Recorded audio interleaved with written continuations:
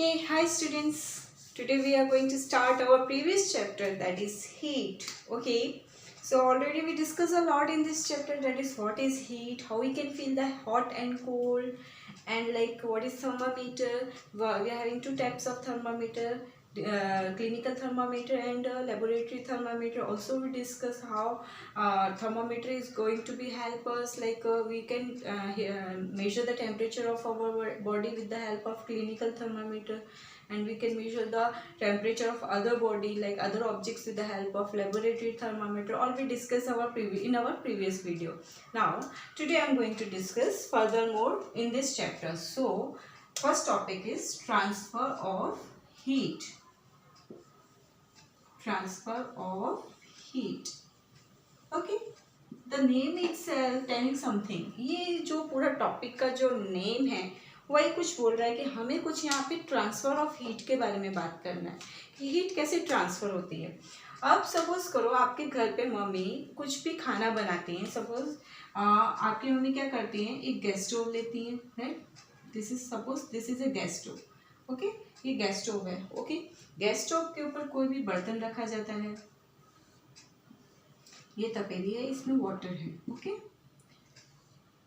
इसके अंदर है। ओके, तो अब इसमें क्या हुआ, जब यहाँ से हमने बर्नर को ऑन किया, जब बर्नर को ऑन किया तब यहाँ पे हीट, यहाँ पे फायर लगी। वो फायर क्या हुई, कहाँ पे अपनी हीट को इस फायर लगी तो फायर क्या करेगी, हीट जनरेट करेगी। हीट जनरेट होने लगी, वो हीट कहाँ पे चली गई, इस कंटेनर के पास चली गई। अब इस कंटेनर ने अपनी, ये कंटेनर भी हीट होने लगा, कंटेनर भी गर्म होने लगा। अब इस कंटेनर ने अपनी हीट किसको देना स्टार्ट की, इस वाटर को देना स्टार्ट कर दी, इस वाटर को। This is a container. Okay, अब यहाँ पे क्या हो रहा है, हीट ट्रांसफर हो रही है। सबसे पहले बर्नर में हमने फायर जनरेट की, फायर जनरेट होने के बाद उसमें से हीट प्रोड्यूस हुई, वो हीट गई कंटेनर के पास, कंटेनर हॉट हो गया।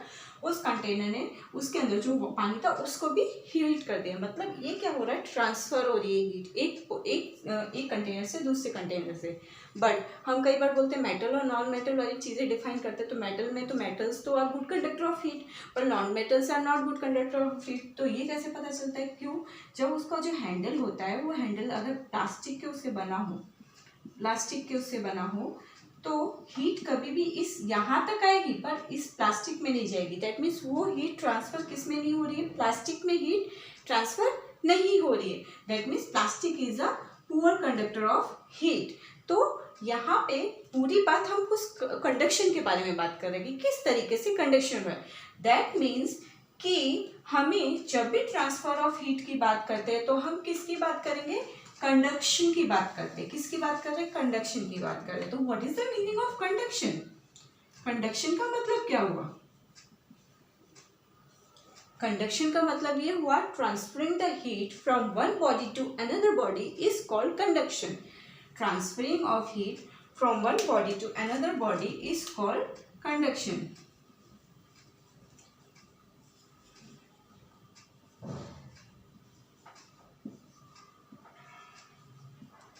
From one body to another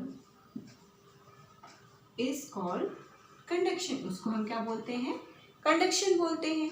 now second thing, conduction तो समझ में आ गया, बट कई चीज़ें जैसे कि मैंने प्लास्टिक के बारे में बात की, वो तो कंडक्ट नहीं कर रहा है हीट को।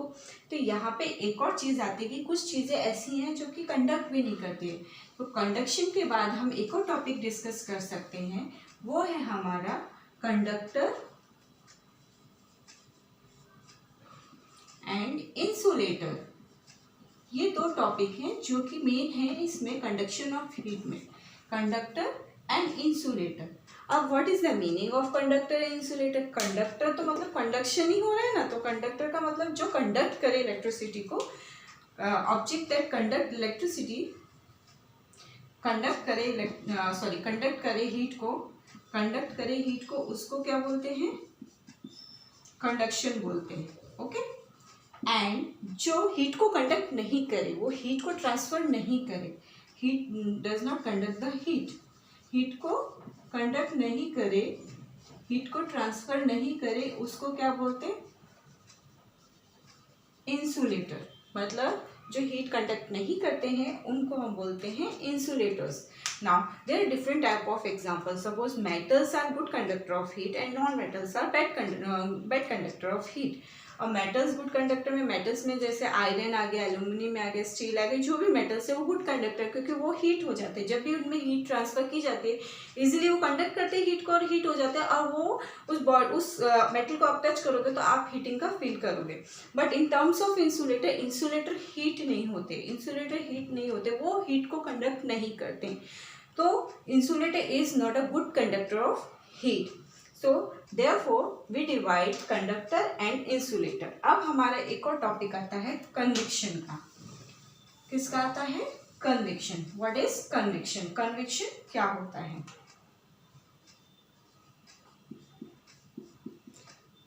अभी मैंने आपको एक एग्जाम्पल बताया था. एक बर्नर दिया था, उसके ऊपर एक तपेली रख दी थी. तपेली मीन्स आपका जो कंटेनर होता है, जो भी यूटेंसिल्स है, उसमें पानी था, वाटर था, और उसको हीट किया जा रहा था. तो उसमें से वेपर्स निकल रहे थे. ठीक है. Now what is the meaning of conviction? Conviction का मीन है जब भी आप किसी पानी को हीट करते हो, किसी भी वाटर को हीट करते हो, तो जिस जगह पे वो हीट हो रहा है वो वाटर इवेपोरेट होकर हवा में चला जाएगा, और जितनी जगह बर्नर है उतनी जगह का वो वाटर हीट होके इवेपोरेट होके हवा में चला जाएगा. अब फिर से बाकी के यूटेंसिल्स की जगह पे जो ठंडा पानी था वो वापस से उस जगह पे ले लेगा, उस जगह पे आ जाएगा.